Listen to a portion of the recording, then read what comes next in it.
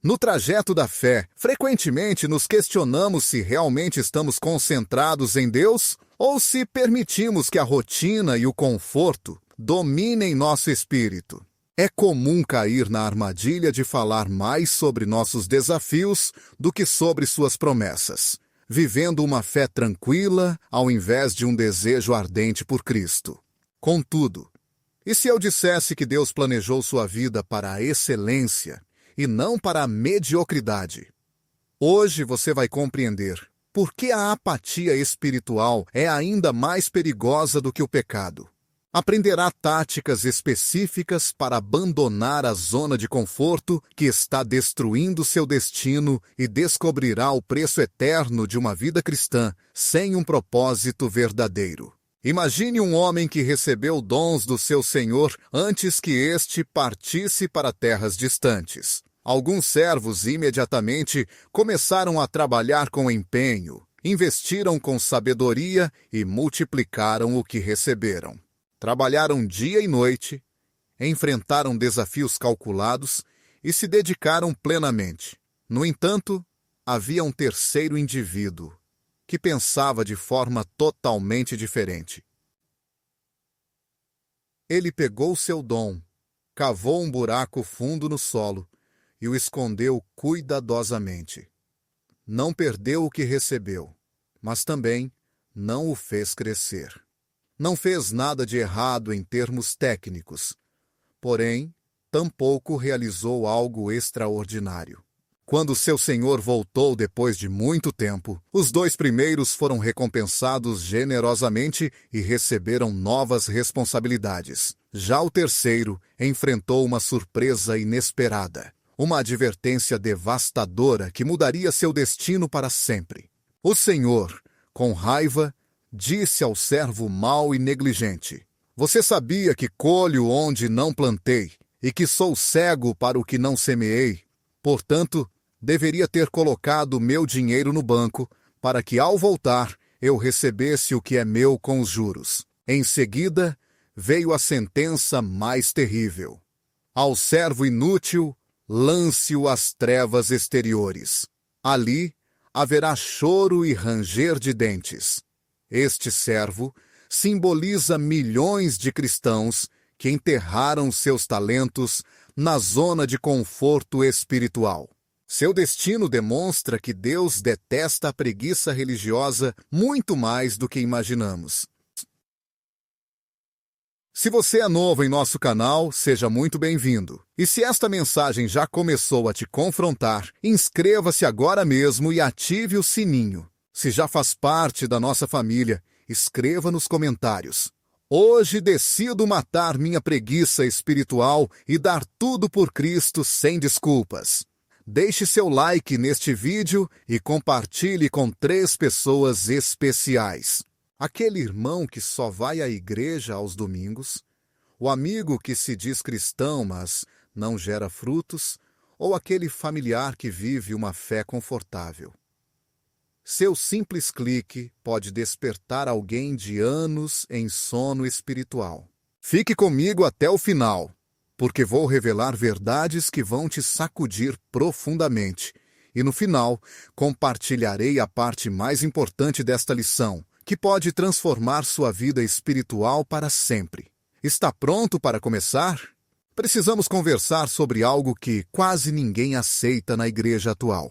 Você transformou o esperar em Deus numa desculpa sofisticada para a preguiça espiritual mais flagrante.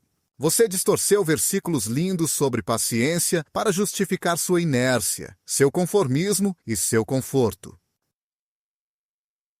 Contudo, existe uma diferença enorme entre aguardar ativamente em Deus, com preparo e ação, e usar o nome sagrado dele para justificar seu comodismo e ausência de comprometimento verdadeiro. A preguiça espiritual é ardilosa como uma serpente, nunca se revela como aquilo que é. Ela se veste de sabedoria espiritual, falando com uma voz piedosa: "É melhor esperar a vontade de Deus antes de agir." Ela se esconde atrás da humildade cristã, cochichando: Não sou suficientemente santo para servir. Preciso me aperfeiçoar antes. Muitas vezes se disfarça sob a prudência bíblica, convencendo você com argumentos religiosos que precisa se preparar melhor antes de qualquer passo. Porém, no fundo, tudo isso não passa de desculpas religiosas e sofisticadas para fugir do trabalho árduo de um crescimento espiritual genuíno. Neemias nos mostra justamente o contrário dessa postura medrosa. Ao saber que os muros de Jerusalém estavam destruídos e o povo de Deus vivia na vergonha, ele não ficou rezando por anos, aguardando sinais celestiais impressionantes.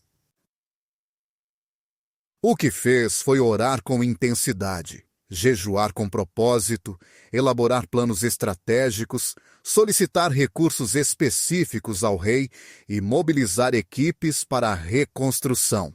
O trabalho começou de imediato, com ação concreta e bem planejada. A fé nunca foi separada do esforço constante. Pelo contrário, elas foram combinadas como instrumentos complementares que produziram resultados extraordinários e glorificaram a Deus. A preguiça espiritual manifesta sinais claros que você precisa reconhecer sinceramente antes que seja tarde demais. Em primeiro lugar, você adia repetidamente as disciplinas espirituais básicas que todo cristão maduro deve praticar. Sempre promete começar a ler a Bíblia de forma sistemática, mas diz que fará isso amanhã, quando tiver mais tempo. Fala em iniciar orações profundas no futuro, quando a vida estiver mais tranquila. Comenta que vai se comprometer com algum ministério quando suas responsabilidades forem menores. Esse padrão constante de adiamento é a prova mais evidente de que a preguiça contaminou sua vida espiritual como um vírus perigoso. Além disso, você se contenta com o mínimo necessário no campo espiritual. Faz orações rápidas e mecânicas antes das refeições. Compartilha versículos esporádicos nas redes sociais para parecer espiritual. E frequenta a igreja de forma irregular, apenas quando não tem outros compromissos mais atraentes. Reduziu sua relação com o Deus do universo a meras formalidades religiosas, em vez de buscar um crescimento intenso e transformador. É como alimentar um leão forte com pedaços de pão, quando ele precisa de carne fresca e abundante para desenvolver todo o seu potencial. Essa acomodação espiritual impede que você avance e alcance a plenitude que Deus deseja para a sua vida. Sua terceira força impede de forma constante qualquer situação que exija um sacrifício verdadeiro ou que te faça sair da zona de conforto. Você não demonstra generosidade sacrificante, pois a situação econômica está complicada e é necessário preservar o seu futuro. Não se envolve em ministérios que demandam esforço, porque já conta com múltiplas responsabilidades tanto familiares quanto profissionais. Também não compartilha a fé com vizinhos ou colegas de trabalho, alegando que não possui o dom de evangelizar e teme prejudicar sua reputação. Além disso, não faz jejuns porque possui problemas de saúde que exigem alimentação frequente. Todas essas atitudes refletem um coração que escolheu voluntariamente o conforto pessoal em vez do progresso do reino de Deus. Sua evolução espiritual encontra-se completamente paralisada há meses ou até mesmo anos. Se alguém te perguntasse de forma direta como você cresceu em Cristo nos últimos 6 meses, você não teria uma resposta clara e convincente. Você não leu livros cristãos que desafiem sua fé, não fez cursos bíblicos sérios, não buscou um acompanhamento espiritual intencional e não incorporou novas práticas disciplinadas em sua rotina. Sua vida espiritual funciona como um piloto automático religioso, repetindo os mesmos hábitos sem promover transformação ou amadurecimento. Você costuma comparar seu nível de compromisso com cristãos menos fervorosos para se sentir superior e justificar sua mediocridade. Ao menos frequento a igreja com mais regularidade que o João. Pelo menos contribuo financeiramente de vez em quando. Não sou como a Maria que nunca doa. Essas comparações servem apenas para conforto momentâneo, mas não impulsionam uma verdadeira entrega ou dedicação na caminhada espiritual. Pelo menos, não estou envolvido em pecados graves como outros que conheço. Essa mentalidade de comparação é um veneno espiritual puro que mantém você preso na mediocridade, porque sempre é possível encontrar alguém em situação pior para fazer a comparação. Jesus foi extremamente claro sobre esse fato quando afirmou: o reino dos céus sofre violência e os violentos o tomam à força. Aqui, a palavra violência não diz respeito à agressão física destrutiva, mas sim a uma intensidade espiritual, uma paixão ardente e um compromisso implacável com os propósitos eternos de Deus. Aqueles que realmente fazem avançar o reino de forma significativa são os que estão dispostos a lutar com determinação contra sua própria natureza preguiçosa e confortável. Contudo, saiba que o que mais deveria ferir sua alma é que sua preguiça espiritual não prejudica somente você, nem limita apenas o seu destino. Ela rouba bênçãos concretas de outras pessoas que precisam desesperadamente delas. Cada dom que você não desenvolve representa alguém específico que deixará de ser ministeriado no momento em que mais necessitar. Cada talento enterrado confortavelmente na terra constitui uma oportunidade para sempre perdida no avanço do reino. Cada dia vivido na mediocridade espiritual é um dia em que uma pessoa que precisava urgentemente do seu ministério único não o recebeu e continuou sofrendo. Sua preguiça tem consequências eternas devastadoras que ultrapassam sua própria vida e influenciam o destino de outros. Você deve refletir profundamente sobre isso. A sinceridade absoluta é esta: se Jesus voltasse, agora você se sentiria realmente orgulhoso de mostrar como usou os dons, talentos, recursos e oportunidades que ele confiou a você, ou teria que admitir envergonhado que os enterrou na terra fria da comodidade religiosa? Vamos abordar algo que a igreja moderna, próspera e confortável, jamais quer tocar, porque incomoda e confronta o custo eterno absolutamente devastador de levar uma vida cristã medíocre e sem propósito. Embora seja verdade que a salvação é gratuita pela graça, as recompensas celestiais e sua posição na eternidade são conquistadas pela sua fidelidade aqui na terra. E muitos cristãos confundiram perigosamente ter o ingresso garantido para o céu com maximizar seu potencial eterno e sua capacidade de glorificar a Deus para sempre. Paulo disse com clareza cristalina: se alguém construir sobre este fundamento ouro, prata, pedras preciosas, madeira, feno ou palha, a obra de cada um será manifestada, porque o dia a revelará por meio do fogo, e a obra de cada um, qual for o fogo, provará. Se a obra permanecer, alguém que construiu receberá recompensa. Se a obra queimar, ele sofrerá perda. Embora ele mesmo seja salvo, será como pelo fogo. Toda a sua vida cristã está sendo construída com materiais específicos que serão testados pelo fogo divino no tribunal de Cristo. O ouro, prata e pedras preciosas simbolizam obras verdadeiras e valiosas, feitas com máxima excelência, sacrifício verdadeiro e amor sincero a Deus. As obras representam a dedicação plena. A madeira, o feno e a palha simbolizam ações feitas com mediocridade, preguiça espiritual e motivações carnais e egoístas. Ambos os tipos de cristãos alcançarão o céu pela graça divina.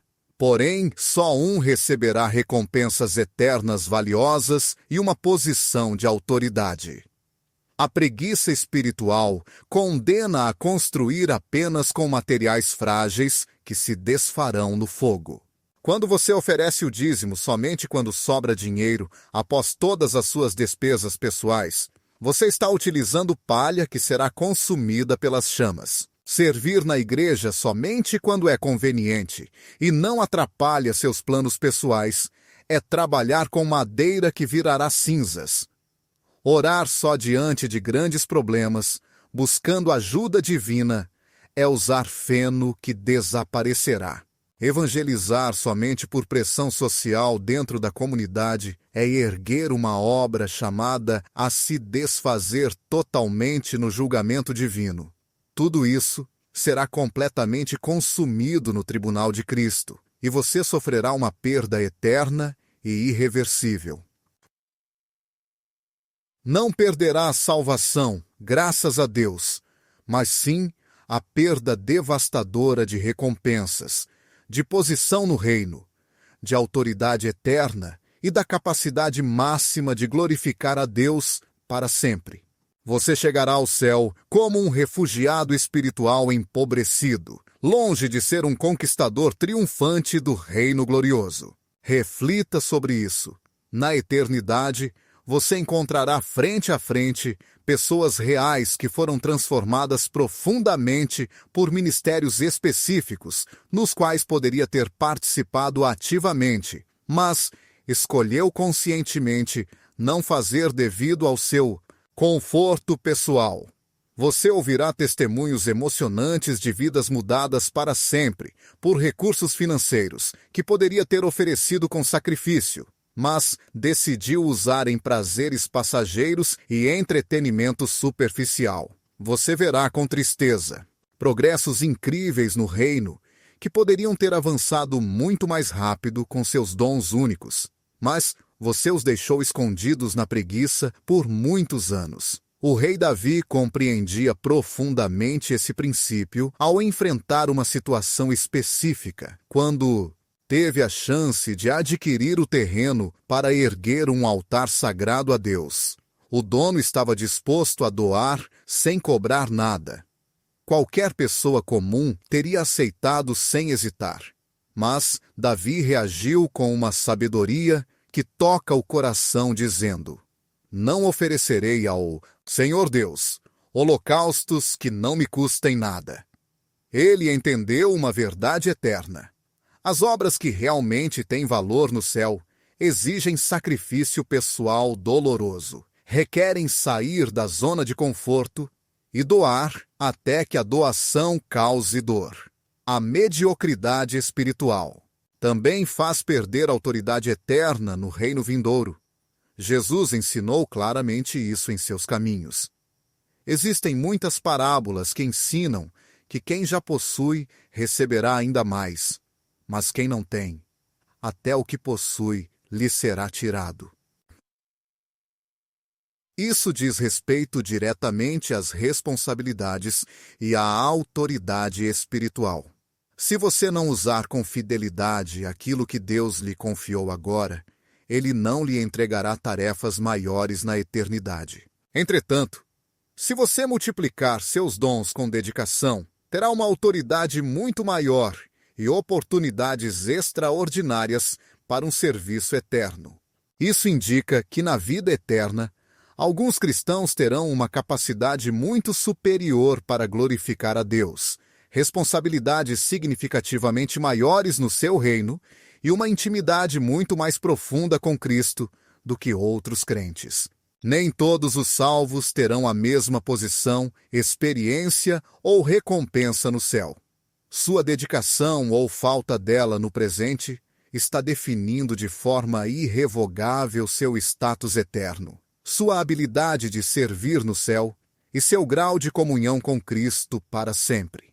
Imagine chegar ao céu e perceber, com grande tristeza, que poderia ter tido uma mansão esplêndida, mas por sua indolência, possui apenas um quarto pequeno. Imagine também descobrir que poderia governar sobre cidades inteiras, mas que por sua falta de esforço só tem responsabilidades limitadas.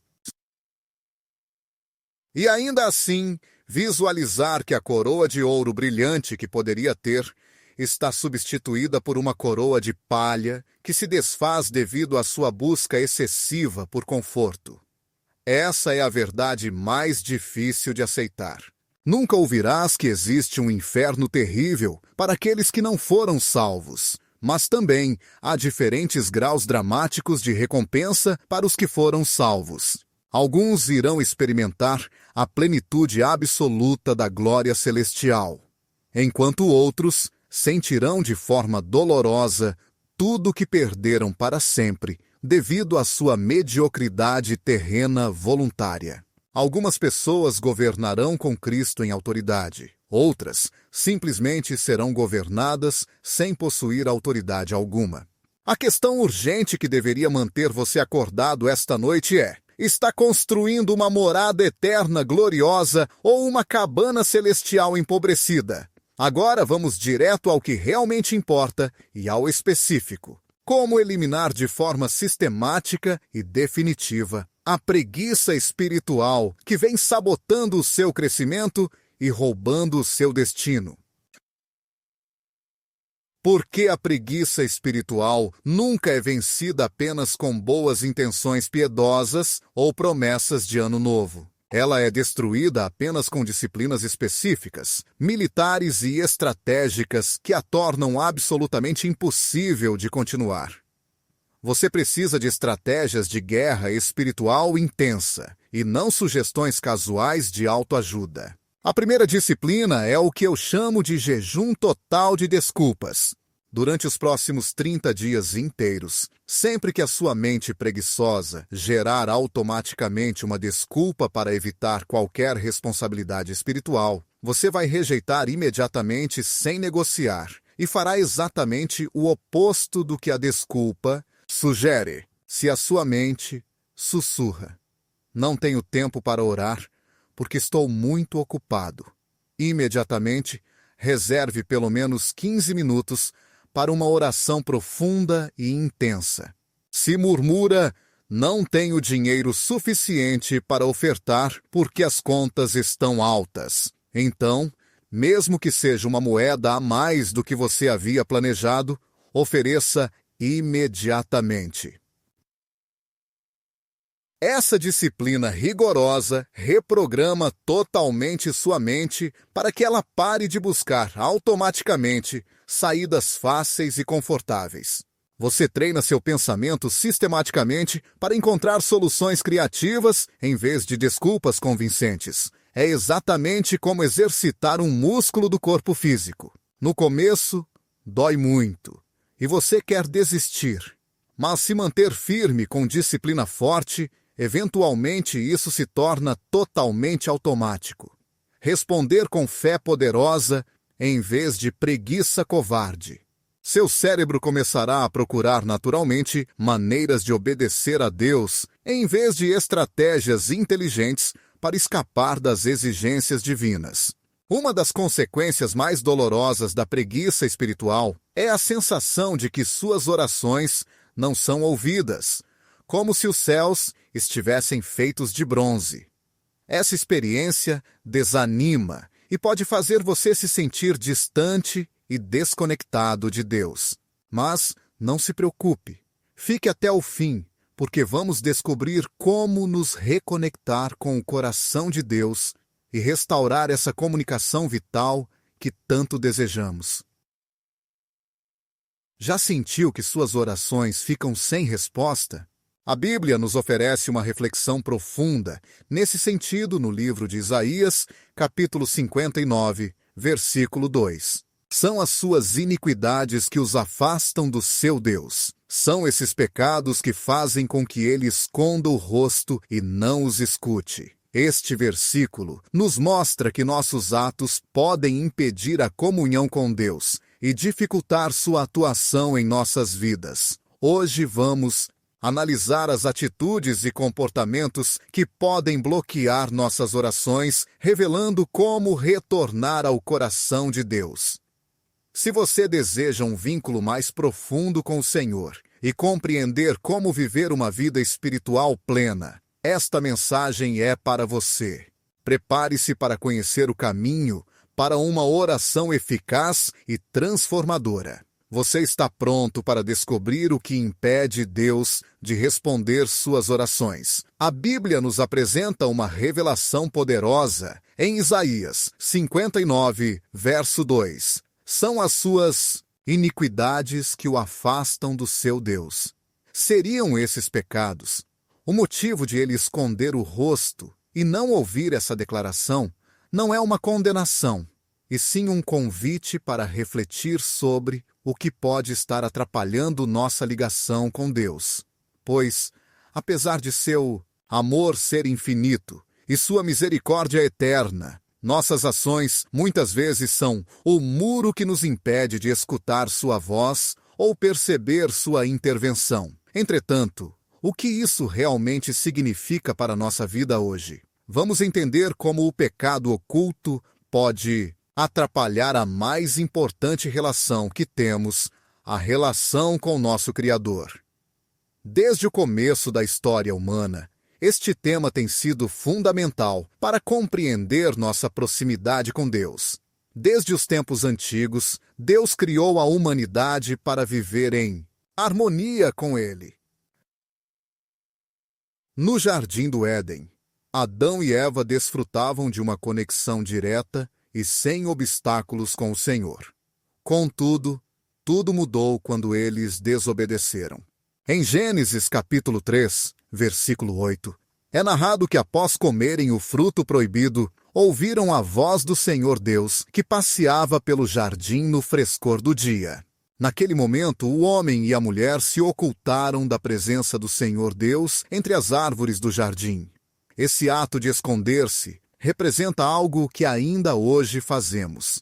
Quando permitimos que o pecado entre em nossas vidas e o mantemos em segredo, distanciamo-nos por vontade própria de Deus. Não porque ele se afaste, mas porque escolhemos a escuridão em lugar da luz. O pecado escondido não é somente um ato de desobediência, mas uma postura que contamina a alma e nos afasta da pureza de Deus. No Salmo 66, versículo 18, Davi expressa claramente: se eu tivesse atentado para a iniquidade em meu coração, o Senhor não me teria escutado. Aqui, atentar para a iniquidade não significa apenas cometer um pecado, mas tolerá-lo, justificá-lo ou permitir que permaneça em nossa vida sem arrependimento. Quando agimos assim, não apenas afastamos Deus de nós, como também trancamos a porta para suas bênçãos. Como poderemos esperar que Deus responda às nossas orações se nosso coração estiver cheio do que o desagrada? Pensemos na história de Acã, relatada no livro de Josué, capítulo 7. Após uma grande vitória em Jericó, Deus havia ordenado a Israel que não tomassem para si os bens da cidade conquistada. Contudo, Acã desobedeceu e escondeu parte do despojo. Quando Israel tentou conquistar a cidade seguinte, falhou. Josué, perplexo, clamou a Deus, e o Senhor revelou que o pecado oculto de Acã causou a derrota do acampamento. Em Josué 7, versículo 11, Deus disse: Israel pecou, transgrediu a aliança que lhes dei. Também tomaram do anatema, roubaram, mentiram e esconderam entre seus pertences. A desobediência de Acã não afetou apenas a ele, mas toda a comunidade. Isso demonstra que o pecado, mesmo quando escondido, tem um impacto visível tanto na nossa relação com Deus, quanto nas circunstâncias ao nosso redor. Em nossas vidas, o pecado oculto pode se manifestar de várias maneiras. Ressentimentos que não conseguimos deixar para trás, mentiras que justificamos ou atitudes que racionalizamos. Talvez tenhamos o hábito de minimizar certos comportamentos porque ninguém sabe deles, ou porque parecem pequenos. Porém, Deus, que conhece o coração, não se deixa enganar pelas aparências. Provérbios 28, versículo 13. Alerta que quem esconde seus pecados não prospera, mas quem os confessa e abandona alcança misericórdia. Esse versículo nos lembra que não basta apenas admitir nossas falhas, mas é preciso escolher conscientemente nos afastar delas, pois ao confessar experimentamos a liberdade da restauração. Um exemplo forte dessa verdade está na parábola do filho que se afastou, contada em Lucas 15, capítulos 11 a 32. Esse jovem, após receber a herança e gastá-la sem controle, encontrou-se na fase mais difícil da sua vida, cuidando de porcos e desejando comer o que eles comiam. Foi nesse momento que ele se deu conta e resolveu voltar para o pai, reconhecendo seu erro. Apesar das escolhas ruins, seu arrependimento e confissão o conduziram à restauração. O pai não apenas o recebeu, mas celebrou com uma grande festa. Essa narrativa nos revela que o pecado escondido pode nos levar à ruína, porém, o arrependimento genuíno nos traz de volta ao colo de Deus. Mas o que ocorre quando ignoramos essa realidade? Quando permitimos que o pecado permaneça, ele endurece o coração e nos afasta da presença de Deus. Um exemplo claro disso é o Faraó na história do Êxodo. Mesmo diante de várias chances para se arrepender e libertar o povo de Israel, seu coração ficou insensível repetidas vezes. No fim, as consequências da desobediência causaram a destruição do Egito. Isso nos mostra que quanto mais tempo deixamos o pecado sem enfrentar, mais difícil é escutar a voz divina e seguir suas orientações.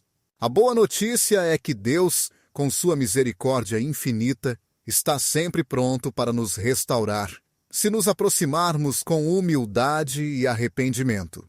Em 1 João, capítulo 1, versículo 9, somos assegurados de que, se admitirmos nossos pecados, Ele é fiel e justo para perdoar-nos e purificar-nos de toda injustiça. Esta passagem não apenas promete perdão, mas também uma purificação completa que nos permite manter uma comunhão verdadeira com Ele. Todavia, essa confissão precisa ser genuína e acompanhada por um desejo sincero de transformação. Não basta somente pronunciar as palavras. É fundamental que nossas atitudes demonstrem que queremos viver segundo a sua vontade. Vamos refletir sobre a vida de Davi, um homem que, apesar de ser chamado conforme o coração de Deus, cometeu faltas graves como o adultério com Batseba e o assassinato de Urias. Quando o profeta Natã o confrontou, Davi não tentou negar ou justificar o pecado. Ao contrário, clamou a Deus em arrependimento. O Salmo 51 revela seu coração contrito. Cria em mim, ó Deus, um coração puro e renova dentro de mim um espírito reto. O exemplo dele mostra que, embora o pecado possa afastar-nos de Deus, um arrependimento sincero pode restaurar essa ligação e abrir novamente as portas da sua graça. É fundamental compreendermos que pecados não confessados não prejudicam somente nossa relação com Deus, mas também influenciam negativamente nossos vínculos com as pessoas ao redor. O ressentimento, a arrogância e a falsidade geram um ambiente tóxico capaz de destruir casamentos, famílias e amizades, como Jesus ensinou no Sermão do Monte.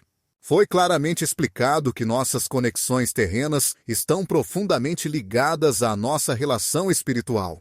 Em Mateus 5, versículos 23 e 24, Jesus ensinou: portanto, se ao apresentar a tua oferta no altar, lembrares que teu irmão tem algo contra ti, deixa ali tua oferta diante do altar. Vai reconciliar-te primeiro com teu irmão, e depois volta para apresentar tua oferta. Este trecho nos lembra que o perdão e o arrependimento são fundamentos para nos aproximarmos de Deus. Além disso, é importante lembrar que o pecado oculto é um fardo desnecessário que carregamos. Em Hebreus 12, versículo 1, somos encorajados a nos livrar de todo o peso e do pecado que nos prende. Esse gesto significa reconhecer o que nos afasta de Deus e confiar tudo a Ele. Ao fazermos isso, não só sentimos alívio, mas também uma renovação espiritual que nos habilita a seguir em seu caminho. Hoje, o convite é claro. Examine seu coração, identifique o que está impedindo sua comunhão com Deus e entregue isso a Ele. Não permita que o pecado escondido bloqueie suas orações, pois ao confessarmos e retornarmos a Deus, sua graça e misericórdia nos restauram, conduzindo-nos a uma vida abundante em sua presença. O poder do perdão é uma das verdades mais transformadoras presentes na palavra divina. Todavia, muitas vezes, ignoramos seu impacto em nossa conexão com Ele e em nossas orações. Jesus, em sua infinita sabedoria, deixou essa mensagem para nós. Claro que o perdão não é apenas uma sugestão, mas sim uma exigência fundamental para quem deseja viver sob a sua graça. Em Mateus, capítulo 6, versículos 14 e 15, está escrito: Se vocês perdoarem as ofensas dos outros, também o Pai Celestial lhes perdoará. Contudo, se não perdoarem, o Pai também não lhes perdoará. Essas palavras mostram que não perdoar prejudica não só nossos relacionamentos, mas também nossa conexão com Deus, bloqueando a comunicação divina.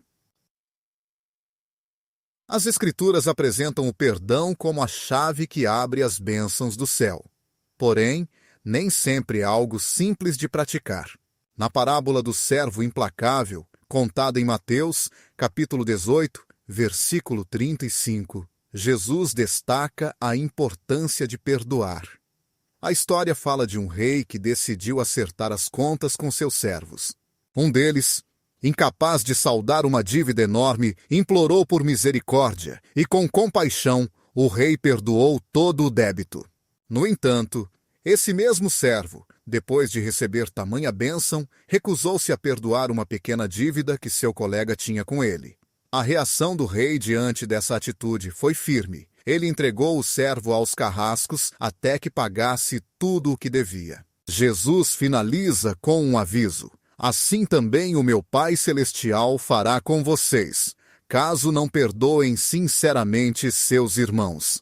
Essa parábola ensina que a ausência do perdão endurece nosso coração e nos distancia da verdadeira comunhão espiritual. A própria essência de Deus é misericordiosa e cheia de compaixão. Além disso, a falta de perdão impede que nossas orações sejam atendidas, porque revela um distanciamento do caráter divino. Em Marcos 11, 25, aprendemos que quando estiverem orando, se tiverem algo contra alguém, perdoem para que o Pai Celestial também perdoe os seus pecados. Esse versículo destaca que perdoar é condição essencial para receber o perdão de Deus e, assim, obter respostas às nossas súplicas. No decorrer das Escrituras, o perdão está profundamente ligado ao arrependimento e à reconciliação. No livro do Gênesis, a história de José e seus irmãos exemplifica o poder restaurador do ato de perdoar.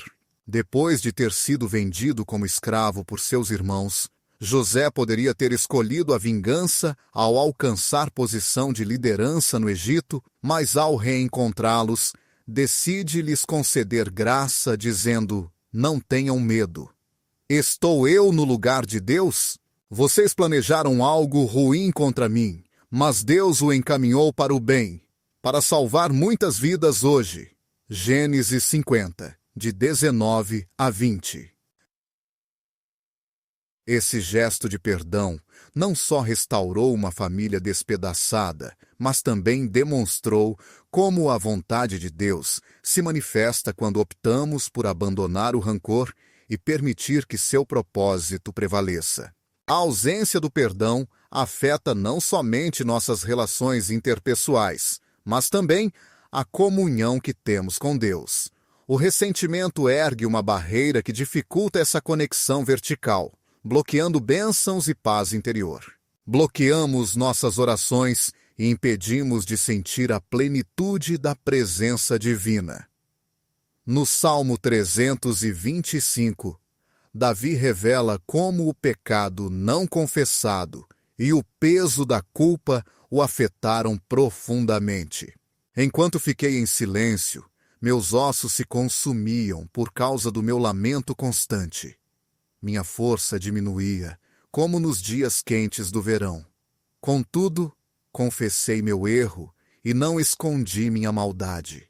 Falei para mim mesmo: vou admitir minhas transgressões ao Senhor. E Ele teve misericórdia, perdoando minha culpa e meu pecado. Esse trecho não apenas enfatiza a necessidade de revelar nossas falhas, mas também a importância de liberar o que guardamos contra os outros para sermos restaurados por Deus. O perdão, segundo a Bíblia, não é uma questão emocional, mas de obediência. Jesus nos instrui a perdoar não apenas quando sentimos vontade, mas sempre como um ato de fé e entrega à sua vontade. Em Lucas, capítulo 17, versículo 14, está escrito: quando teu irmão pecar, repreenda-o, e se ele se arrepender, perdoe-o, mesmo que ele peque contra ti 7 vezes no mesmo dia, e 7 vezes volte dizendo, me arrependo, perdoe-o. Embora essa orientação pareça difícil, ela revela o padrão divino de graça e misericórdia ao qual somos chamados. Perdoar repetidamente demonstra o coração de Deus, que nunca se cansa de oferecer sua graça quando nos aproximamos com humildade. Em Hebreus, capítulo 12, versículos 14 e 15, somos exortados a buscar a paz com todos e a viver em santidade, pois sem isso ninguém verá o Senhor. Devemos garantir que ninguém perca a graça de Deus, nem que surja alguma raiz de amargura. A amargura nasce e traz dificuldades além de corromper muitas pessoas. Este trecho mostra que a amargura, que surge pela falta de perdão, não prejudica apenas a nós mesmos, mas também tem impacto em quem está ao nosso redor. Quando deixamos essas raízes crescerem em nosso coração, elas distorcem nosso modo de enxergar as coisas, afetam nossas relações e comprometem o testemunho que damos. Deus nos chama a arrancar essas raízes pela prática do perdão, para que sua graça possa fluir livremente em nossa vida. No Novo Testamento, Paulo destaca a importância de refletir o caráter de Cristo em nosso comportamento. Em Efésios 4, versículo 31, ele nos ordena a abandonar toda a amargura, ira, raiva, gritos e difamações, além de toda espécie de maldade. Devemos agir com bondade e compaixão uns para com os outros, perdoando mutuamente, assim como Deus nos perdoou por meio de Cristo. Este chamado não é simplesmente uma recomendação, mas uma convocação a seguir o exemplo de Cristo, que na cruz perdoou até mesmo seus carrascos, dizendo: Pai, perdoa-lhes, porque não sabem o que fazem. O perdão liberta não apenas quem recebe, mas também quem oferece. Em Mateus 11, versículos 28 a 30, Jesus convida todos os que estão cansados e sobrecarregados a irem até Ele. Ele promete dar descanso e orienta a aprender com Ele, pois é manso e humilde de coração, e assim encontraremos descanso para nossa alma. Ele assegura que seu jugo é suave e sua carga é leve, para que possamos viver em paz. Guardar ressentimento é carregar um fardo que não fomos criados para suportar. Quando escolhemos perdoar, não apenas seguimos a vontade de Deus, mas também experimentamos a paz e o descanso que Ele prometeu. Na narrativa bíblica, o perdão sempre aparece como uma ação que revela a essência do Evangelho. Em Colossenses 12:12, Paulo nos lembra: portanto, como eleitos de Deus, santos e amados, revistam-se de profunda compaixão, bondade, humildade, mansidão e paciência. Suportem-se uns aos outros e perdoem-se mutuamente caso alguém tenha motivo de queixa, assim como o Senhor os perdoou. Aqui, o parâmetro não é humano e sim divino. Somos chamados a perdoar da mesma forma que Deus nos perdoou, de modo total, sem condições e com amor. O ato de perdoar não diminui a dor que sentimos, nem justifica o mal que nos foi feito. Contudo, é uma atitude que liberta tanto aquele que ofende, quanto quem foi ofendido, permitindo que Deus seja o justo juiz. Em Romanos 12:19, somos aconselhados: irmãos, não busquem vingança, deixem a punição nas mãos de Deus, pois está escrito: minha é a vingança, eu retribuirei, diz o Senhor. Ao entregar nossas mágoas a Deus, permitimos que Ele haja com justiça e misericórdia, enquanto nós focamos em viver em obediência e comunhão com Ele. O perdão não revela fraqueza, mas sim força espiritual, sendo uma expressão do caráter renovador de Cristo em nossas vidas. Nossas vidas se transformam quando decidimos confiar no poder da justiça e da graça divina. Ao escolher perdoar, abrimos a porta para a reconciliação, não somente com as pessoas ao nosso redor, mas especialmente com nosso Pai Celestial. É nesse momento que nossas orações encontram um caminho livre até o seu trono, tornando sua presença algo concreto e perceptível em nosso cotidiano. A fé é a base fundamental na qual se estabelece nossa relação com Deus. Sem fé, nossa conexão com o Senhor enfraquece e nossas preces tendem a perder a força necessária para surtir efeito. Como está em Hebreus 11, versículo 6. Sem fé, é impossível agradar a Deus, pois quem se aproxima dele precisa crer que ele existe e que recompensa aqueles que o buscam. Esse trecho destaca não apenas a importância da fé, mas também sua natureza ativa. Ter fé não significa somente aceitar a existência de Deus. É confiar completamente na fidelidade dele para cumprir suas promessas e atender sinceramente quem o procura com determinação. Jesus ensinou que a fé é o motor capaz de mover as maiores montanhas de nossa vida. No Evangelho de Mateus, capítulo 17, versículo 20, ele disse: em verdade lhes digo, se tiverem fé do tamanho de um grão de mostarda, poderão ordenar a este monte que se desloque daqui para lá, e isso acontecerá. Nada será impossível para vocês. Essa mensagem nos mostra que não importa o quanto a fé é grande, e sim em quem ela é depositada. Uma fé pequena, quando colocada no Deus Todo-Poderoso, pode liberar um poder incomensurável em nossa existência. Contudo, quando deixamos que a dúvida invada nossos corações, enfraquecemos a força das nossas orações e bloqueamos a ação que Deus deseja realizar em nossas vidas. No relato da mulher que sofria de hemorragia constante, encontrado em Mateus, capítulo 22, vemos claramente o poder da fé. Por 12 anos essa mulher padeceu sem encontrar cura, mas ao ouvir falar de Jesus, pensou consigo mesma: se eu apenas tocar na barra do seu manto, ficarei curada. Nesse instante, sua fé a motivou a agir, e ao tocar a borda do manto de Jesus, ela foi curada imediatamente. Jesus, percebendo o que havia acontecido, disse: coragem, filha, a tua fé te curou. Essa história demonstra que a fé não é algo passivo, mas sim uma confiança ativa que nos leva a buscar Deus com a certeza de que Ele pode mudar nossas situações.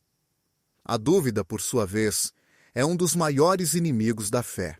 Tiago, capítulo 1, versículo 6, adverte: peça com fé, sem duvidar nada, porque quem duvida é semelhante à onda do mar, que se deixa arrastar pelo vento e é lançada de um lado para outro. Portanto, ninguém que age assim deve esperar receber algo do Senhor. Esta passagem nos faz refletir que a dúvida não só prejudica nossa comunhão com Deus, como também limita nossa capacidade de alcançar as bênçãos que pedimos. Ao hesitar, questionamos o caráter e a fidelidade de Deus, o que cria barreiras para que seu poder se manifeste em nossa existência. Na Bíblia, encontramos a história de Pedro andando sobre as águas, um relato que ilustra tanto a força da fé quanto o risco da dúvida. Quando os discípulos perceberam Jesus caminhando sobre o mar, Pedro, numa demonstração de coragem, disse: Senhor, se és tu, manda-me ir até ti sobre as águas. Jesus respondeu simplesmente: vem. Inicialmente, Pedro confiou e começou a andar em direção a Jesus, mas ao sentir a força do vento e das ondas, começou a afundar. Então clamou: Senhor, salva-me. Jesus segurou sua mão e falou: Homem de pouca fé, por que duvidaste? Essa passagem mostra que a fé nos capacita a realizar o impossível. Mas, quando desviamos o olhar de Jesus e focamos nas dificuldades, a dúvida pode nos fazer naufragar. A fé estabelece uma conexão direta com Deus e também nos permite enxergar as situações com os olhos dele. Em 2 Coríntios 5, versículo 7, Paulo reforça que vivemos pela fé, não pelo que os olhos veem. Isso nos chama a confiar nas promessas divinas, mesmo quando o resultado ainda não é visível. Um exemplo claro é Abraão. Em Romanos 4, versículos 20 e 21, sua fé é destacada, pois ele não duvidou da promessa de Deus, mas fortaleceu-se, crendo e dando glória a Deus, totalmente certo de que Deus era capaz de cumprir tudo o que prometera. Apesar da idade avançada e das possibilidades naturais contrárias, Abraão confiou na promessa divina e viu seu cumprimento de forma maravilhosa. Quando deixamos que a fé conduza nossa existência, nossas orações se sincronizam com a vontade divina e seu poder se revela de forma extraordinária. Em Marcos 11, versículo 24, Jesus ensinou: Por isso, digo a vocês, creiam que já receberam tudo o que pedem em oração e alcançarão. Esse trecho não sugere que possamos solicitar o que quisermos de maneira egoísta, mas sim que devemos confiar que quando nossas preces estão alinhadas com o propósito divino, podemos ter certeza de que Deus agirá no tempo certo e do modo que Ele julgar melhor. A fé não é somente essencial para nossas orações pessoais, mas também exerce uma influência intensa em nossas comunidades. Na história do paralítico levado até Jesus por seus amigos, contada em Marcos 2, versículo 5, percebemos como a fé em conjunto pode provocar milagres. Esses homens, incapazes de se aproximar de Jesus por causa da multidão, subiram ao telhado, abriram um espaço e desceram o paralítico em sua maca. Ao contemplar a fé deles, Jesus disse ao paralítico: Filho, os seus pecados estão perdoados. Em seguida, ele o curou, permitindo que ele se levantasse e caminhasse. Esse relato revela que nossa fé não apenas tem o poder de mudar nossas vidas, mas também de interceder e promover a cura dos outros. A fé não é algo que possamos gerar sozinhos. É um dom divino que cresce por meio da nossa comunhão com Deus. Romanos 10, versículo 17, nos mostra que a fé surge como consequência de ouvir a mensagem. E essa mensagem é a palavra de Cristo. A palavra de Cristo é fundamental para a nossa vida. Por isso, é crucial que dediquemos tempo à leitura da Bíblia, permitindo que nossas mentes e corações sejam renovados pelas promessas divinas. Refletir sobre as Escrituras, juntamente com a oração e a prática da obediência, fortalece nossa fé e nos prepara para enfrentar qualquer obstáculo, com a certeza de que Deus está ao nosso lado. O exemplo de Daniel na cova dos leões nos encoraja a perseverar na fé, mesmo quando as circunstâncias são extremamente complicadas. Apesar de estar sob a ameaça de morte, Daniel confiou plenamente em Deus e manteve seus hábitos de oração. Sua fé firme não apenas o preservou, mas também serviu como prova do poder e da fidelidade divina diante de um rei pagão. O relato de Daniel, capítulo 6, versículo 23, diz: O rei ficou muito feliz e ordenou que tirassem Daniel da cova. Quando o tiraram, ele não tinha nenhum ferimento, porque confiava em seu Deus. Essa história nos ensina que, mesmo diante de desafios impossíveis, nossa fé pode comover o coração de Deus e transformar a realidade ao nosso redor. A fé também nos dá forças para ultrapassar nossos limites humanos e participar dos planos do Senhor. A narrativa de Gideão, nos capítulos 6 e 7 de Juízes, mostra como um homem que se considerava fraco e incapaz foi escolhido por Deus para liderar o povo de Israel contra os midianitas. Apesar das dúvidas iniciais, Gideão confiou na direção divina, demonstrando que a confiança em Deus pode transformar vidas e vencer batalhas. Um exército diminuto conquistou uma vitória que só poderia ser atribuída ao poder divino. Essa história nos lembra que a fé não elimina nossas fraquezas, mas nos conecta à força de Deus, permitindo que cumpramos seu propósito. A fé verdadeira também exige perseverança. Em Lucas, capítulo 18, versículo 18, Jesus conta a parábola da viúva persistente para ensinar aos seus discípulos a importância de orar sem perder a esperança. Apesar de enfrentar um juiz injusto, essa mulher não parou de clamar por justiça até receber uma resposta.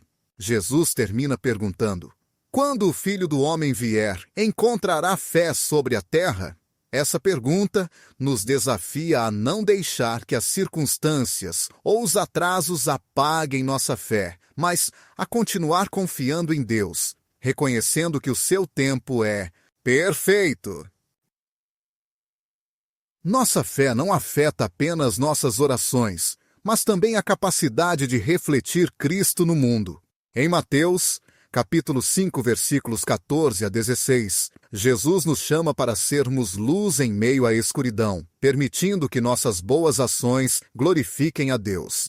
Essa missão só é possível quando nossa fé é uma expressão ativa da conexão com o Senhor.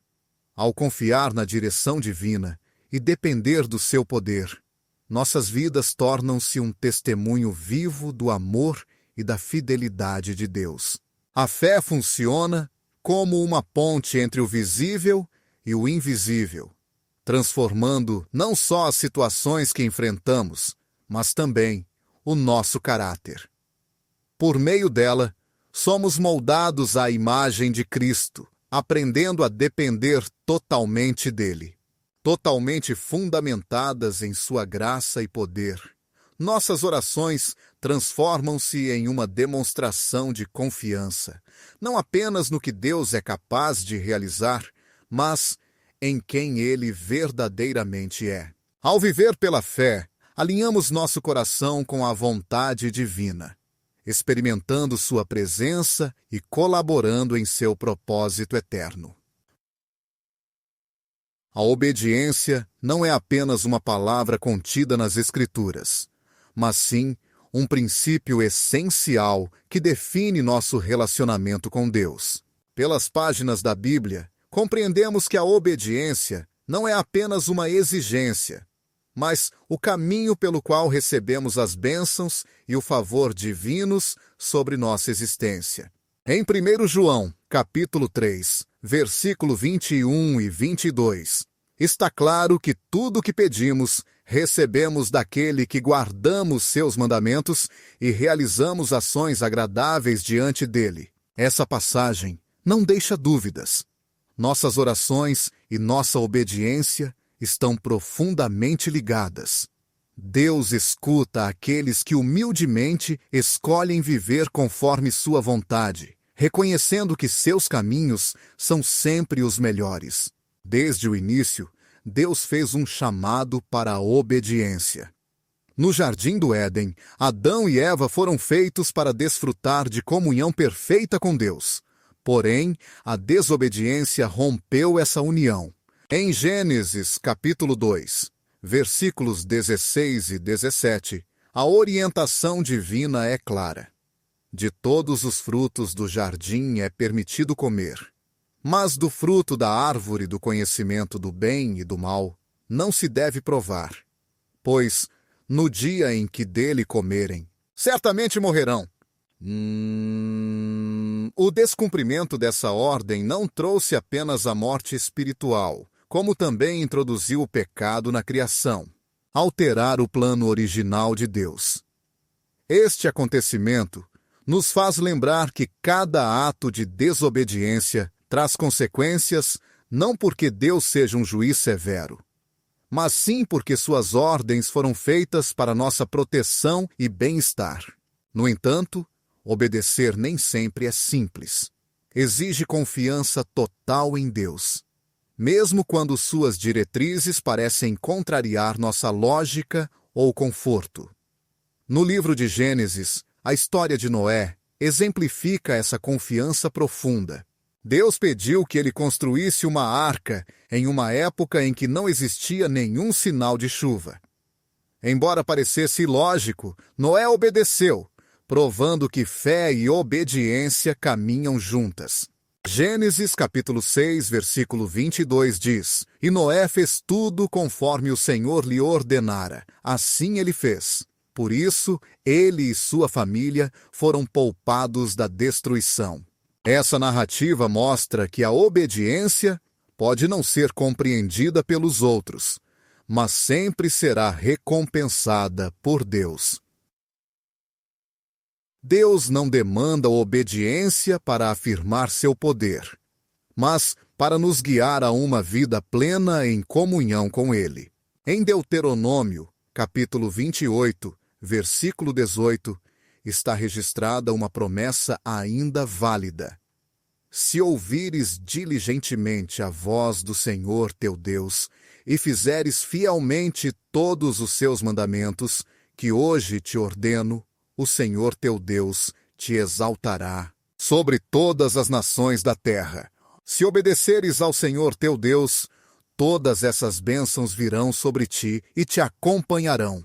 A obediência não apenas abre portas. A intervenção divina não traz apenas solução para nossas dificuldades, mas também proporciona uma paz que não se encontra em nenhum outro lugar. Por outro lado, a desobediência não apenas bloqueia nossas orações, mas endurece nosso coração diante de Deus. Em 1 Samuel 15, 22, o profeta Samuel repreende o rei Saul por sua desobediência, dizendo: Acaso o Senhor se agrada tanto de holocaustos e sacrifícios como de obedecer à sua palavra? A obediência é mais valiosa do que o sacrifício, e a submissão vale mais do que a gordura dos carneiros. Como pecado de adivinhação temos a rebelião, e como idolatria, a teimosia. Esse trecho mostra que obedecer não é simplesmente seguir regras, mas expressar nossa disposição de aceitar a soberania divina. Quando optamos pela desobediência, colocamos nossos desejos acima da vontade de Deus, criando barreiras para que seu poder se manifeste em nossas vidas. O chamado à obediência não surge apenas em momentos decisivos, mas, muitas vezes, está presente em atitudes pequenas e diárias, que demonstram nosso compromisso com Deus. Jesus, durante seu ministério, ensinou que a obediência é sinal de amor a Ele. Em João 14:15, afirmou: "Se vocês me amam, guardarão os meus mandamentos." Essa verdade nos faz refletir que cada escolha, desde nossas palavras até ações, é uma chance de mostrar nossa entrega ao Senhor. Quando vivemos alinhados com Sua palavra, nossas orações se fortalecem. A relação com o Pai se estende em um diálogo aberto, onde Ele se agrada em ouvir aqueles que buscam a sua vontade. A história de Abraão é um exemplo marcante de como a obediência molda nossa comunhão com Deus. No livro de Gênesis, capítulo 22, Abraão recebe a ordem de sacrificar seu filho Isaque, um pedido que desafia toda razão e sentimento. Ainda assim, Abraão confia na fidelidade divina e obedece sem hesitar. No final, Deus oferece um carneiro em lugar de Isaque, confirmando sua provisão e bênção sobre Abraão. Gênesis 22, versículo 18, afirma: "Em sua descendência serão abençoadas todas as nações da terra, porque obedeceste à minha voz." Essa narrativa nos revela que a obediência não só transforma nossas vidas, mas também alcança a eternidade, tocando futuras gerações. Obedecer também exige sensibilidade espiritual, pois nem sempre encontramos sinais claros. Muitas vezes, Deus nos chama a agir pela fé, confiando que seu plano é perfeito, mesmo quando não compreendemos tudo. Nas Atas dos Apóstolos, observamos como Felipe, um dos primeiros diáconos, obedeceu à orientação do Espírito Santo para se aproximar do carro de um etíope que lia as Escrituras. Poderia ter ignorado aquela voz interior, mas Felipe agiu imediatamente, guiando aquele homem a Cristo e transformando sua vida para sempre. Este episódio está registrado em Atas, capítulo 8, versículos 29 a 39, mostrando o poder da obediência guiada pelo Espírito. Mostra que até mesmo os gestos mais simples de obediência podem gerar um impacto eterno quando estão em sintonia com a direção de Deus. Obedecer não é apenas cumprir o que Deus nos ordena, mas confiar no seu tempo e na maneira como Ele age. Frequentemente, nossas orações não recebem resposta imediata porque Deus está agindo dentro de nós por meio do processo. No Salmo 37, somos instruídos a permanecer em silêncio diante do Senhor e a aguardar por Ele. Esse silêncio não significa inércia, mas uma postura obediente que reconhece que o plano divino é superior ao nosso. Ao obedecermos, mostramos nossa fé de que seu tempo é perfeito e que Ele concretizará suas promessas na hora certa. Em Jeremias 7, capítulo 23, Deus dirige um chamado claro ao seu povo. "Escutem a minha voz, e eu serei seu Deus, e vocês serão o meu povo. Andem em todos os caminhos que eu lhes ordenar, para que tenham prosperidade." Esse trecho resume a essência da obediência: ouvir sua voz e seguir seus caminhos. Não consiste em cumprir um conjunto de regras, mas em viver uma relação fundamentada no amor e na confiança com nosso Criador. Cada ato de obediência nos aproxima dele, permitindo que sintamos sua presença de forma mais intensa. Quando sentimos que nossas orações não são atendidas, devemos refletir sobre nossa vida à luz da palavra de Deus. Estamos vivendo conforme os seus mandamentos? Estamos buscando a vontade divina em vez da nossa própria? Obediência não deve ser encarada como um peso, mas sim como uma expressão de fé e entrega que nos conduz a um relacionamento mais profundo e verdadeiro com Deus. Convite para participar no propósito divino é uma porta que nos conduz a uma conexão mais profunda com Deus e a uma existência repleta de sua graça. Ao nos entregarmos a Ele, nossas orações não serão apenas ouvidas, mas também atendidas, conforme sua perfeita vontade. O egoísmo nas nossas orações funciona como uma barreira invisível e poderosa que pode afastar-nos da resposta divina. A Escritura nos mostra que o objetivo da oração não é simplesmente satisfazer nossos desejos, mas alinhar o coração ao de Deus. Em Tiago 4, versículo 3, somos diretamente confrontados com essa realidade: pedeis, e não recebeis porque pedis com intenções erradas, para satisfazer as vossas paixões. Esse versículo revela que quando nossas súplicas são guiadas por interesses pessoais, elas não refletem a vontade de Deus, e por isso nossas orações são bloqueadas. Desde o início, a oração foi criada para ser um meio de comunhão com Deus, não uma ferramenta para manipular seu poder em benefício próprio. No Jardim do Éden, Adão e Eva caminhavam com Deus, desfrutando de uma convivência perfeita com Ele. Não existia espaço para o egoísmo, porque seus corações estavam em harmonia com o desígnio divino. Todavia, o pecado trouxe o egoísmo para o mundo, desviando o foco do homem de Deus para si mesmo. Em Gênesis 3, observamos como a serpente tentou Eva, dizendo que ela se tornaria como Deus ao comer do fruto proibido. Esse desejo de se exaltar acima de Deus marcou o início da desobediência e da separação espiritual.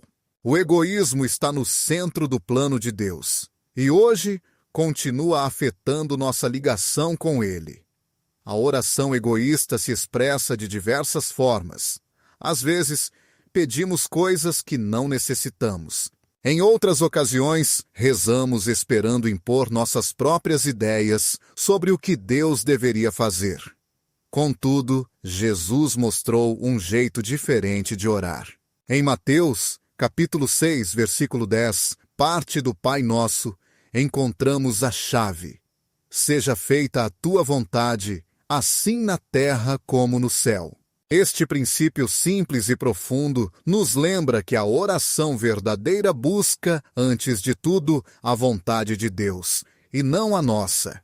Orar dessa maneira não apenas reflete humildade, como também nos coloca na posição de receber o que realmente precisamos, e não apenas aquilo que julgamos querer.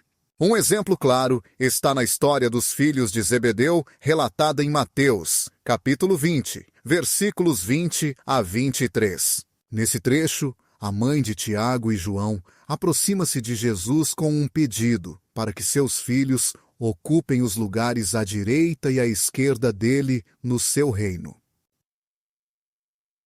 Embora esse pleito parecesse justo do ponto de vista humano, a motivação era egoísta e buscava o engrandecimento pessoal.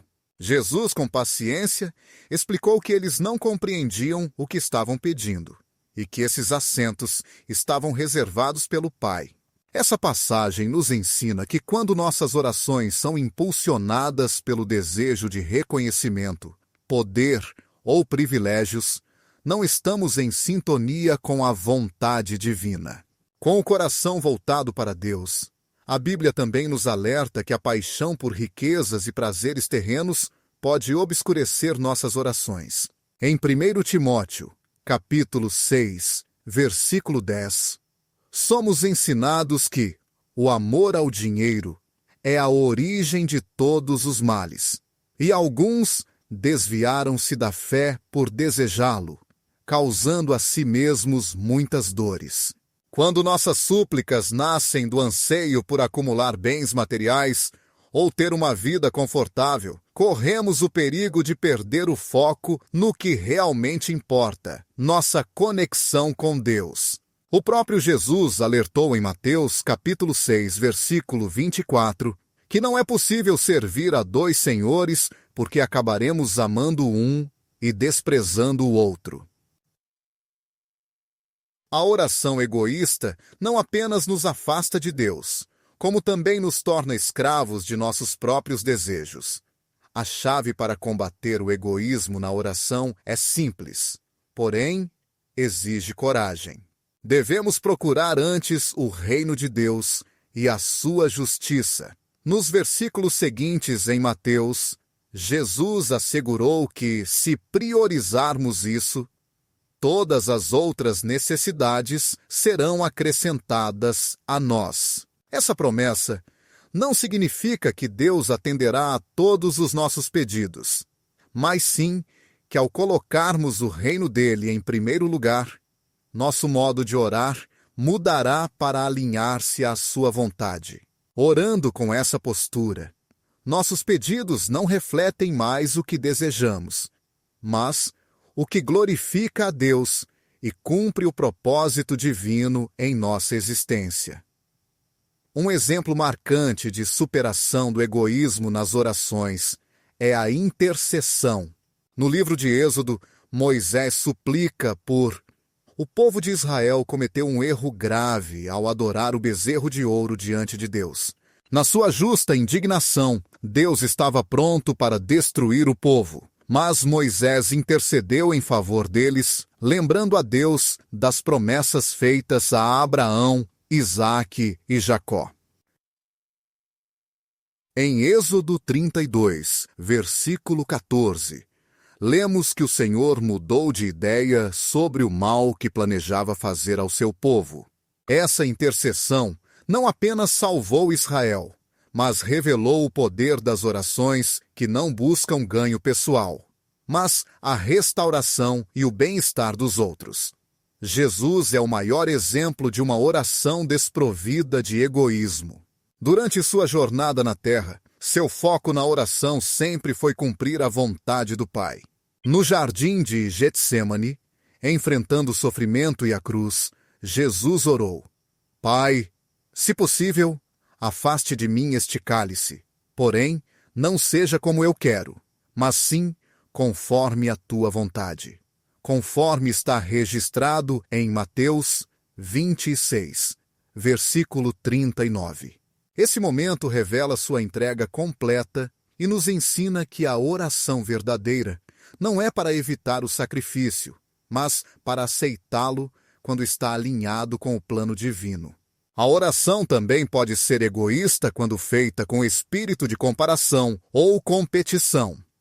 Em Lucas 18, versículos 9 a 14, Jesus conta a parábola do fariseu e do publicano. Enquanto o fariseu orava com arrogância, enumerando suas virtudes e desprezando o publicano, este último clamava humildemente: Deus, tenha misericórdia de mim, pecador. Jesus concluiu afirmando que foi o publicano, e não o fariseu, quem voltou para casa justificado. Este relato nos lembra que a humildade é fundamental em nossas orações.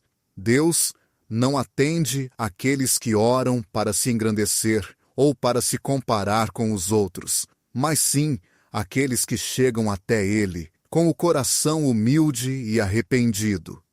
Quando nossas orações são renovadas pelo Espírito Santo, nossas intenções se transformam. Paulo escreve em Romanos 8, 26. Do mesmo modo, o Espírito nos ajuda em nossa fraqueza, pois não sabemos orar como convém, mas o próprio Espírito intercede por nós com gemidos inexprimíveis. Isso revela que não estamos isolados em nossa batalha contra o egoísmo. Ao nos entregarmos ao Espírito de Deus, Ele orienta nossas orações para que correspondam à vontade divina, e não à nossa. Além disso, o Salmo 37, versículo 4, traz um ensinamento importante. Agrada-te do Senhor, e Ele satisfará os desejos do teu coração. Isso não indica que Deus atenderá todos os nossos caprichos, mas sim que ao encontrarmos prazer nele, nossos anseios passam a coincidir com os seus.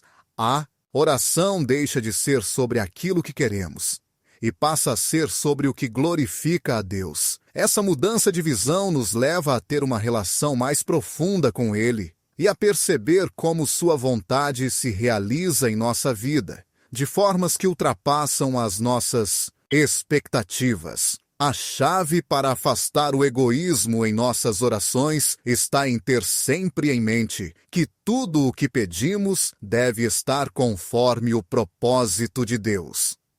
Em 1 João 5:14, somos assegurados. Esta é a confiança que temos ao nos aproximarmos de Deus. Quando pedimos de acordo com a vontade dele, ele nos escuta. Este versículo nos convida a confiar que Deus não apenas ouve nossas orações, mas sempre responde conforme seu plano perfeito. Ao buscar a vontade dele em vez da nossa, nossas preces deixam de ser meros pedidos e se tornam uma expressão de adoração e dependência. O egoísmo é uma barreira sutil, porém importante, que pode impedir que nossas orações sejam ouvidas. Entretanto, ao nos entregarmos a Deus, buscar seu reino e permitir que o Espírito Santo transforme nossas intenções, superamos esse desafio.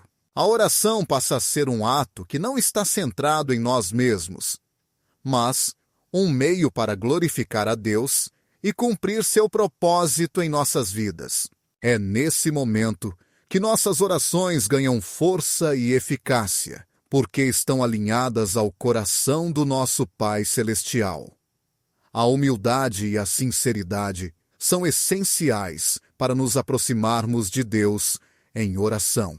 A Bíblia ensina que Deus não se agrada de aparências vazias nem de corações arrogantes. Em 2 de Crônicas 7:14, Deus faz uma promessa poderosa ao seu povo. Se o meu povo, que se chama pelo meu nome, se humilhar, orar, buscar a minha face e se afastar dos seus maus caminhos, então eu o ouvirei dos céus, perdoarei o seu pecado e curarei a sua terra. Esse versículo revela que um coração humilde e verdadeiro é fundamental para que nossas orações alcancem o trono de Deus. Ser humilde não significa apenas agir externamente, mas ter uma atitude sincera no íntimo. Deus sempre deixou claro que não aprova orações feitas apenas por aparência, ou para cumprir uma obrigação religiosa desde os tempos antigos. Em Isaías 29, Deus critica o povo de Israel, dizendo: Este povo se aproxima de mim com seus lábios e me honra com a boca, porém, seu coração está longe de mim. Essas palavras nos convidam a refletir sobre a sinceridade das nossas próprias orações e a questionar se elas são verdadeiras ou meros rituais vazios. Deus não deseja palavras adornadas nem discursos elaborados. Ele quer corações autênticos que o busquem com honestidade e que se humilhem, reconhecendo sua soberania. Um exemplo claro disso está na parábola do fariseu e do publicano em Lucas 18, versículos 9-14. Enquanto o fariseu orava com arrogância, listando suas virtudes e desprezando o publicano, este último apenas clamava: Deus, tem misericórdia de mim, que sou pecador. Jesus concluiu afirmando que o publicano foi justificado e não o fariseu, pois quem Se exalta, será humilhado, e quem se humilha, será exaltado. Esta história nos ensina que não são nossa posição social, conhecimento ou ações que nos aproximam de Deus, mas sim um coração quebrantado que reconhece sua necessidade de misericórdia. A humildade também se revela na forma como admitimos nossa posição diante de Deus. Em Jó, capítulo 42, versículos 5 e 6, depois de questionar os caminhos divinos, Jó declara: de ouvir falar, mas agora meus olhos te veem. Falar sobre ti era o que eu fazia, mas agora te vejo com meus próprios olhos. Por isso, volto atrás nas minhas palavras e me arrependo profundamente, sentindo-me reduzido a pó e cinzas. Esse instante de humildade e arrependimento marca uma virada que devolve a esperança a Jó, mostrando-nos que Deus não rejeita aqueles que o buscam com sinceridade, mesmo após terem pecado. A verdadeira oração não é uma exigência, mas uma entrega, um reconhecimento de que precisamos de Deus mais do que das respostas que desejamos encontrar. Na Bíblia, percebemos que Deus se opõe aos orgulhosos, mas concede graças aos humildes. Em Tiago 4, versículo 6, está escrito que Deus resiste aos soberbos, mas dá graça aos humildes. Esse ensinamento é essencial para compreendermos por que algumas orações não são atendidas, especialmente quando são feitas com arrogância ou autossuficiência. O orgulho fecha as portas à ação divina, pois contraria o propósito de Deus para que dependamos totalmente dele. Já a humildade abre as janelas do céu, permitindo que sua graça flua abundantemente em nossas vidas. Um exemplo forte dessa humildade e honestidade está no rei Davi, que apesar de seus erros e pecados, sempre se dirigiu a Deus com um espírito arrependido. No Salmo 51, escrito após seu pecado com Batseba, Davi clama: cria em mim, ó Deus, um coração puro, e renova dentro de mim um espírito firme. Esse clamor reflete a essência da verdadeira humildade diante do Senhor. Este salmo não é apenas uma confissão, mas também uma demonstração do desejo profundo de ser restaurado. Deus atendeu a essa oração porque reconheceu em David um coração arrependido e aberto à transformação. Esta passagem nos ensina que quando nos aproximamos de Deus com humildade e sinceridade, Ele não só perdoa nossas falhas, como também renova nossa comunhão com Ele. A honestidade na oração implica ser transparente com Deus sobre nossas dificuldades e fraquezas. No jardim do Getsêmani, Jesus orou com total sinceridade, revelando sua angústia e seu desejo de evitar a cruz, porém, submetendo-se à vontade do Pai.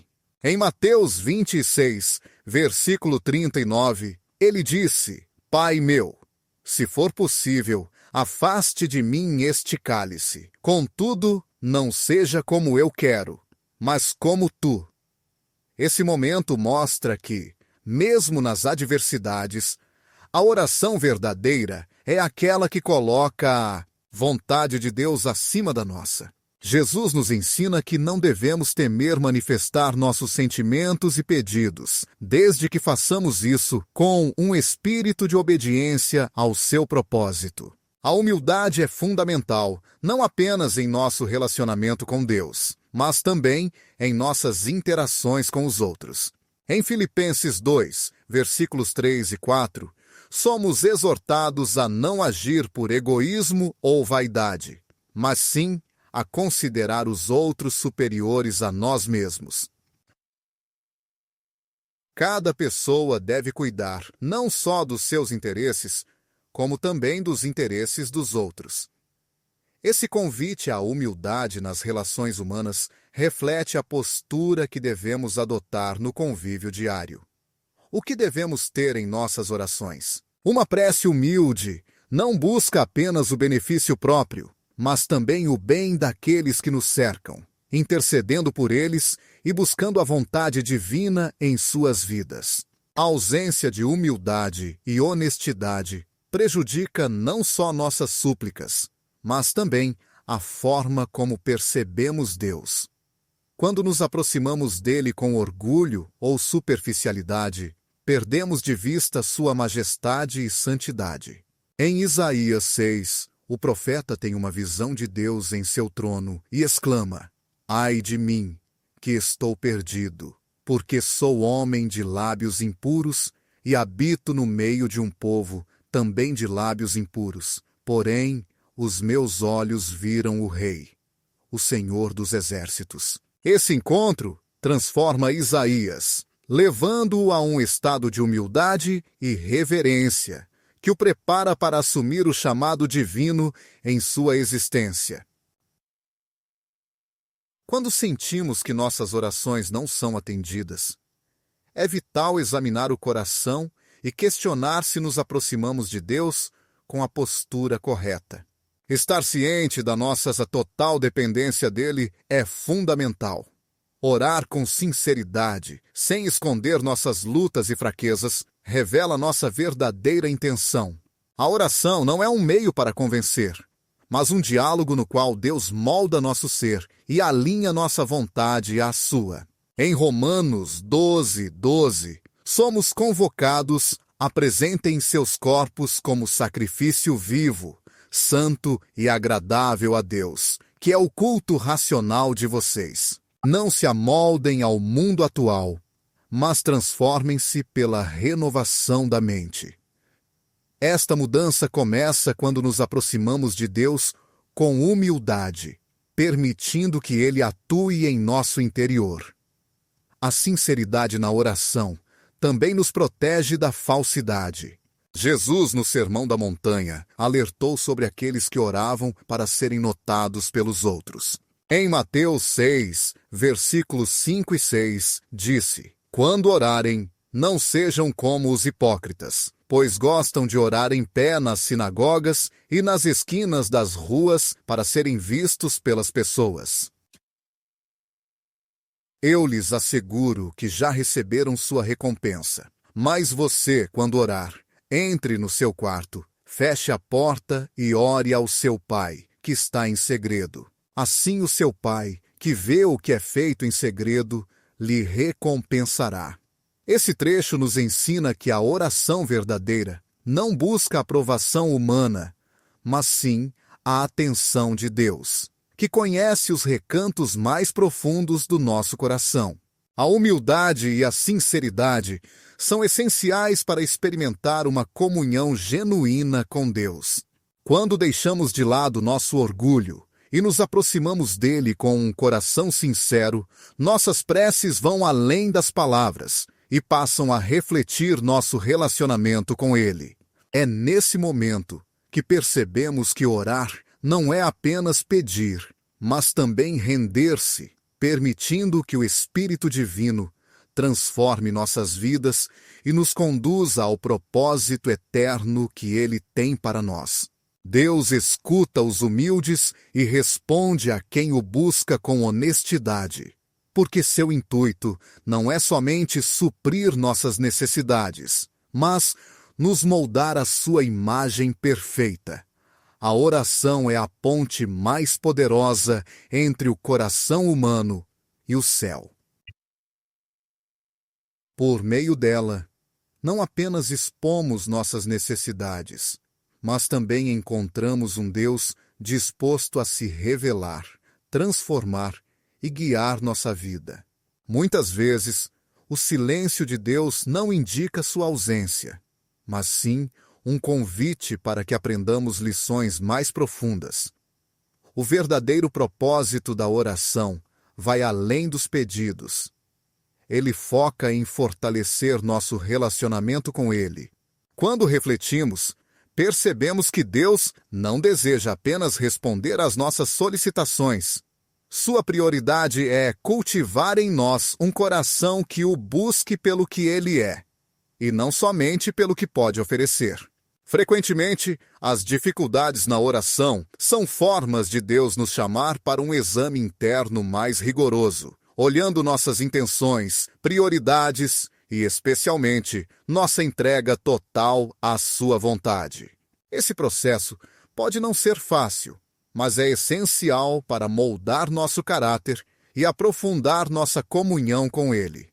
O objetivo da oração não é modificar Deus, mas permitir que Ele nos transforme de dentro para fora. Cada momento de silêncio e espera na oração é uma chance para aprendermos a confiar não apenas em suas respostas, mas também em seu tempo e modo de agir. Muitas vezes, o que insistimos em pedir revela nossas falsas necessidades, enquanto o que Deus oferece é sempre o que realmente precisamos. Por meio deste processo, Deus nos conduz a compreender que a maior bênção não reside em receber uma resposta, mas sim em vivenciar a sua presença enquanto aguardamos. É fundamental lembrar que a oração não transforma apenas as nossas circunstâncias, mas também molda a nossa visão de mundo. Quando permitimos que o Espírito Santo conduza as nossas palavras e alinhamos os nossos pedidos ao coração divino, percebemos que até as nossas orações começam a mudar. O que antes parecia urgente e indispensável passa a ser menos prioritário quando reconhecemos que o essencial não é obter algo, mas sim estar na perfeita vontade de Deus. Nesse lugar, as nossas preces deixam de ser discursos unilaterais para se tornarem diálogos sagrados, onde a nossa alma encontra renovação. Deus escuta, responde e age, embora nem sempre da maneira que esperamos.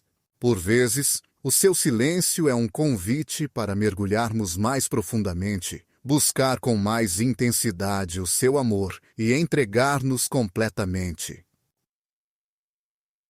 Ao aprendermos a orar, não para receber, mas para conhecê-lo melhor, a nossa relação com ele se transforma.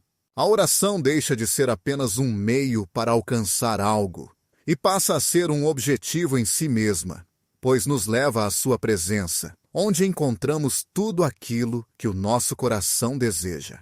No fim das contas, as barreiras que parecem impedir as nossas orações de serem atendidas não são pedras intransponíveis, mas sim oportunidades para o nosso crescimento espiritual.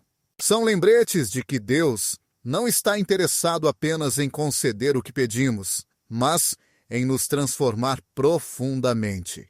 Entregar-se completamente é o verdadeiro poder da oração, pois ela nos conduz ao único espaço onde nossa alma descobre tranquilidade, significado e realização plena. Esse espaço especial encontra-se na presença dele, onde tudo se harmoniza e nossa essência repousa em serenidade absoluta. Quando nos voltamos para esse encontro com fé e sinceridade, abrimos as portas para um entendimento mais profundo e uma conexão genuína que transforma nosso ser. É neste encontro que encontramos o propósito que buscamos e a paz que alimenta nossa jornada interior.